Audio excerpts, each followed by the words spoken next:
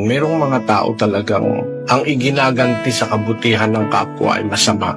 Pero lagi mong tatandaan na ang paggawa ng mabuti ay isang bagay na dapat ipinagpapatuloy. Ginantihan man ng masama, kailangan pa rin tayong gumawa ng mabuti sapagkat may araw na yung ating mabuting gawa ay tiyak na magbubunga ng mabuti. Walang mabuting gawa na magbubunga ng masama. Tatandaan niyan.